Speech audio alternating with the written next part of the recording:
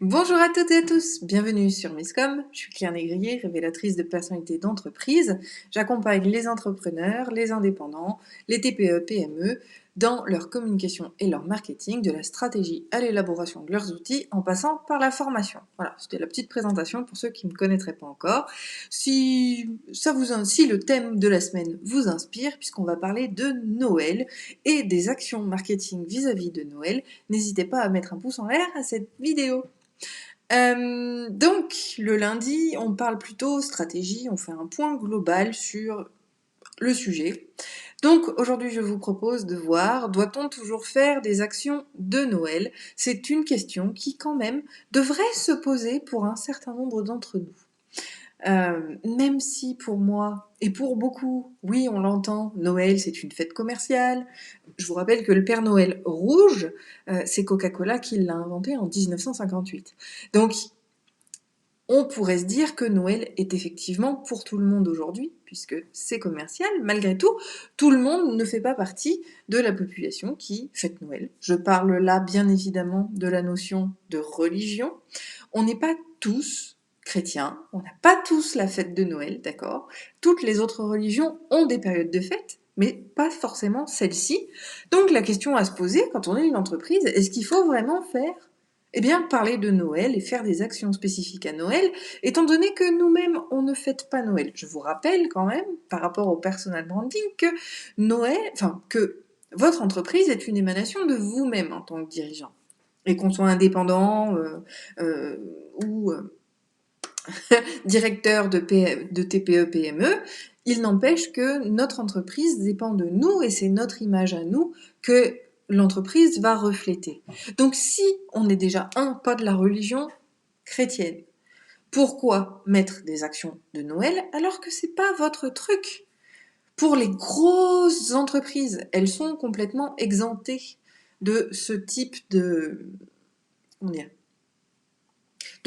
distinction. C'est-à-dire qu'une grosse boîte, les grosses boîtes de jouets notamment, savent très bien qu'elles font 60, 70, des fois 80% de leur chiffre d'affaires sur cette période de Noël. Donc bien évidemment qu'elles n'auront pas le choix. Mais je dirais que la notion de personal branding ne joue pas chez elles. Et les croyances ou les points sociaux et culturels du créateur, alors déjà faut-il qu'il soit encore en vie, ou du directeur, ne vient pas et n'entre pas en ligne de compte. C'est pour ça que je ne les prends pas du tout dans le lot vis-à-vis de cette problématique. Par contre, quand on est indépendant, surtout quand on est indépendant, ou TPE-PME, parce qu'il y a des TPE à 2 personnes, même à 10 personnes, on est sur des toutes petites entreprises que l'on va dire entreprises familiales. Ce serait un non-sens que de fêter Noël alors qu'on n'y est pas. Alors c'est sûr que si on vend des jouets, là encore, on ne va pas se fermer à cette période-là sous prétexte que notre religion ou nos croyances et cultures ne sont pas en accord avec Noël. Il y a une notion quand même de business à garder en ligne de compte. Par contre, on va pouvoir proposer malgré tout les jouets parce que ce sont les croyances et ce sont les us et coutumes de nos acheteurs, mais on n'est pas obligé d'en parler comme si on en faisait partie. Il y a vraiment cette notion-là à distinguer entre qu'est-ce que je suis amenée à faire par rapport à mes croyances, par rapport à qui je suis, par rapport à mes valeurs, et ce qu'il faut apporter par rapport aux attentes de ses clients. Il y a toujours ce jeu-là, un petit peu de dualité entre les deux, et comme disait Hitch dans le film, Hitch, coach en séduction, je crois, ou expert en séduction, c'est 90% du client qui doit faire le pas et vous faites les 10 restants. Alors, lui, il l'applique à la relation amoureuse, mais ça marche exactement de la même manière sur les infos clients et sur les besoins clients. D'accord? Oui, répondre à leurs besoins forcément facilite la notion de commerce et la notion de vente. Donc forcément, on ne va pas créer des produits. La création de produits est extrêmement difficile. Il n'y a que Apple aujourd'hui qui arrive à s'en sortir, puisque dès que la marque crée un nouveau produit, c'est l'effervescence partout, et ça devient très enfin, ils ont créé cette notion de besoin, ce qui fait que dès qu'ils sortent un produit, ils vont créer le besoin. Mais on n'est pas tous des experts en création de besoins et c'est la chose la plus complexe et la plus difficile à faire pour une entreprise. Donc répondre aux besoins des autres, c'est quand même beaucoup plus facile, évident et fluide à mettre en place. Donc je vous invite vraiment à voir ce que vos clients font, qui ils sont, ce qu'ils veulent. Delphina, pour toi, ben oui, forcément, la période de Noël, c'est un élément important. Donc il va falloir le mettre à l'honneur, en effet, puisque tu vends des produits qui peuvent répondre aux besoins vis-à-vis de Noël. Ce sont des produits de divertissement. Donc on est en plein dedans, d'accord? Mais au même titre que Noël, j'ai envie de vous dire, on peut aussi fêter les autres, d'accord? Bon, j'ai pas préparé mon sujet, j'ai pas les noms en tête, mais voilà, il faut aussi pouvoir éventuellement parler de ça. Et petit point culture, la laïcité. Contrairement à ce que l'on peut penser, ce n'est pas le fait de ne rien montrer, c'est au contraire l'acceptation de la robe de chaque personne et de chaque religion. Euh, Petit point culture, encore une fois, c'est quand même quelque chose d'important, c'est d'accepter les cultures des autres et pouvoir aussi les proposer pour les autres fêtes, ça fait partie du business. Donc, à vous de voir, si vous parlez de Noël, vous pourriez très bien parler de Noël, mais de manière détachée, pas en disant que vous fêtez Noël, mais en disant que ce sont les us et coutumes, et en remettant pourquoi pas des points d'histoire. Savez-vous d'où vient le Père Noël? Qui était Saint Nicolas? On va parler de l'histoire. C'est un peu comme à l'école, je sais pas vous, alors moi j'étais dans un collège et lycée catholique, et on avait l'histoire religieuse. Et j'ai trouvé ça plutôt génial, parce que l'histoire religieuse, on a vu toutes les religions. On les a à peu près toutes vues, ou toutes faites passer pour avoir un bref aperçu de chacune, et je trouvais ça très intéressant, parce que ça vient de la culture de chacun, et donc pouvoir présenter les choses, les étymologies, les origines etc. Ça peut être un jeu de culture qui peut être très très intéressant vis-à-vis de votre entreprise. N'hésitez pas, n'hésitez pas non plus à parler de vos propres croyances, d'accord? Peut-être que Noël, c'est pas une fête que vous fêtez, parce que vous n'êtes pas de cette religion-là. Et peut-être que justement, mettre à l'honneur ce que vous fêtez va pouvoir créer le lien avec autrui. Ça fait partie des éléments qui, pour moi, sont assez pertinents pour personnaliser, encore une fois, la relation avec les autres. Alors l'idée, ce n'est pas non plus de sectariser, c'est-à-dire de se dire, je vais raconter mon histoire pour n'avoir que des chrétiens dans ma communauté, pour n'avoir que des musulmans dans ma communauté, pour n'avoir que des juifs dans ma communauté. On pourrait le voir comme ça. Mais l'idée, c'est aussi de développer la culture des autres et l'acceptation des autres. Moi, je vous invite vraiment à le faire. J'adore lire ce type d'histoire sur comment sont faites les fêtes dans d'autres pays, sur comment sont faites, eh bien, d'où sont ces origines-là. Moi, je trouve que c'est super intéressant et super pertinent. Après, il faut se sentir de le faire, bien évidemment. Et au même titre que si on croit en rien, si on n'a pas envie de faire la fête en fin d'année, vous n'êtes pas obligé non plus de le faire. C'est vraiment quelque chose qui doit être en accord avec vous-même et qui doit être en accord avec votre audience. Ça, c'est le point le plus difficile. Parce que, voilà, votre audience va s'attendre, parce que Noël, comme on l'a dit, c'est quand même devenu très commercial.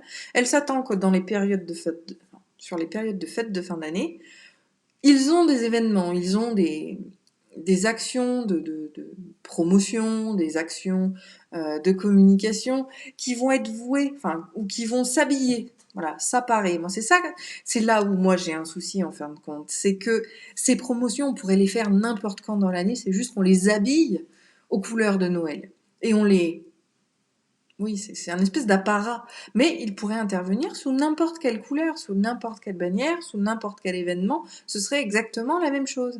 Donc à vous de voir ce que vous tenez à faire et ce que vous voulez faire, mais je trouve qu'il est pertinent, voilà, de le faire sur ce que vous croyez et ce que vous trouvez pertinent pour vous. Si vous n'avez pas envie d'en parler, vous pouvez très bien juste mettre promotion de fin d'année et point.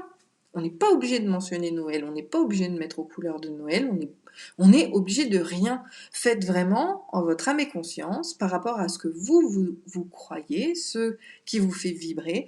Moi, j'adore le côté magie de Noël. Je suis pas, même si, oui, j'ai un passé catholique, je suis pas croyante. Je n'y crois pas. Pour moi, c'est d'autres choses. Par contre, vis-à-vis de mes enfants, vis-à-vis de la magie de Noël qu'on va pouvoir en avoir, j'adore créer tout ça, j'adore décorer ma maison, ça met un peu de fête. En plus, par rapport à l'actualité, on n'en manque pas, enfin, au contraire, on n'en manquera pas de trop à en faire. Donc, ça remet un peu de joie, ça recrée des liens, ça... Il y a une émulsion qui se fait vis-à-vis de ces fêtes de fin d'année qui, je trouve, sont assez pertinentes pour resserrer les liens, pour développer les choses avec avec les gens. L'engagement de sa communauté va aussi émaner beaucoup de cela. Donc c'est à vous vraiment de distinguer, est-ce que stratégiquement, je peux ne pas en parler? Est-ce que stratégiquement, je peux parler d'autre chose? Est-ce que stratégiquement, je vais pouvoir m'afficher sur d'autres couleurs? Voilà, c'est vraiment à vous de voir et à vous de choisir par rapport à qui vous êtes et par rapport à qui sont vos clients, ce que vous allez pouvoir faire. Alors je sais, au final c'est bateau, mais j'avais vraiment envie de remettre ce choix au sein même de votre réflexion et de votre stratégie, parce que il y en a beaucoup qui affichent Noël, qui mettent plein de pubs et plein de promos de Noël, mais qui n'y croient pas eux-mêmes et qui comprennent pas pourquoi ça fonctionne pas. Mais ça peut pas fonctionner si vous-même vous n'y croyez pas, si vous-même vous n'êtes pas attaché à ça. Voilà, moi j'ai créé le calendrier de l'après pour faire un jeu de mots avec le calendrier de l'avant. Et en fait, c'est pour préparer l'après décembre, donc on prépare les actions pour l'année après. Et en fait, c'était juste un kiff, c'était juste un jeu, c'était juste quelque chose que j'avais envie de partager, qui me permettait aussi de créer quelque chose d'un peu spécial vis-à-vis de la période, mais qui n'a rien à voir véritablement avec Noël. Bon, le 25, j'offre un cadeau, mais parce que ça fait partie de moi, et c'est moi. Ça m'aurait pas ressemblé, je l'aurais pas mis en place. Donc c'est vraiment quelque chose qui est très important à mon sens de mettre en place et de développer. C'est cette idée de quelque chose qui vous ressemble, qui va répondre à vos valeurs, qui va répondre à ce que vous fêtez, d'accord, et qui va pouvoir venir toucher les gens pour créer ce fameux lien. Ça peut créer aussi des opportunités, que ce soit dans la prestation de services ou dans la vente de vos produits, mais restez toujours égal à vous-même vis-à-vis de vos croyances. Vous verrez que ça aura beaucoup plus d'impact que si vous vous forcez à faire des actions de Noël auxquelles, un, vous ne croyez pas, deux, qui seront difficiles à mettre en place si c'est pas, en plus de ça, votre culture. Ça complique les choses en fait. Donc faites-le en âme et conscience, faites-le de manière fluide, c'était la lettre du ce week-end, la fluidité, d'accord? Il faut que ce soit dans le flow, il faut que ça coule de source. Si jamais il y a un grain de sable, ça marchera pas de toute manière, d'un point de vue commercial. Si on croit pas en Noël et qu'on vend Noël, ça marche pas, parce que notre message, il est pas authentique. Et on en revient toujours à ces bases d'authenticité qui sont les éléments indispensables et indissociables de toutes nos actions marketing. Voilà. Donc c'était la bonne parole du jour. Faites-le en votre âme et conscience. Si vous ne croyez pas en Noël, si vous ne fêtez pas Noël, et si vos clients n'attendent pas d'action particulière, si vous n'êtes pas dans la vente de produits, par exemple, et qu'ils n'attendent pas de promotion de Noël, alors n'en faites pas. N'en parlez pas, essayez de parler plutôt de la culture, ou même vous, comme je le disais, si vous n'êtes pas de cette culture-là, vous faites des recherches sur l'étymologie de Noël, sur tout ce qui va être attrait à cette période-là, pour vous-même développer votre culture et surtout la partager avec autrui en disant voilà, ce point-là, je l'ai trouvé vachement intéressant, je vais le partager. Et ça va créer, malgré tout, des éléments vis-à-vis de Noël, même si vous n'y êtes pas. Donc voilà, on va pouvoir faire des actions de fin d'année et appelons-les comme ça. Je vous propose demain de voir un petit peu quelles actions on peut faire. Alors, ce sera forcément plus vis-à-vis de Noël, mais je pense qu'on va même s'attarder sur le calendrier de l'Avent. Est-ce que c'est réellement pertinent? Parce que oui, aujourd'hui, tout le monde en fait. Et honnêtement, pour pouvoir choisir quel calendrier on va suivre, parce qu'on ne peut pas s'inscrire partout, ça devient très compliqué. On en parle demain. Je vous remercie. Si vous avez toute question, n'hésitez pas. Si vous avez apprécié ce live et que vous ne me connaissiez pas, n'hésitez pas à liker la page, vous abonner à la chaîne YouTube et dans les deux cas, cliquez sur la petite sonnette pour recevoir les notifications de nouvelles vidéos. En attendant, je vous souhaite une très bonne journée. Je vous dis à demain. Si vous avez des questions, continuez à les noter en commentaire et je les traiterai tout au long de la semaine sur la thématique ou au pire vendredi dans le live dédié à ça, puisqu'on fait que questions-réponses. Je vous souhaite une très bonne journée, un très bon appétit et je vous dis à demain. Bye!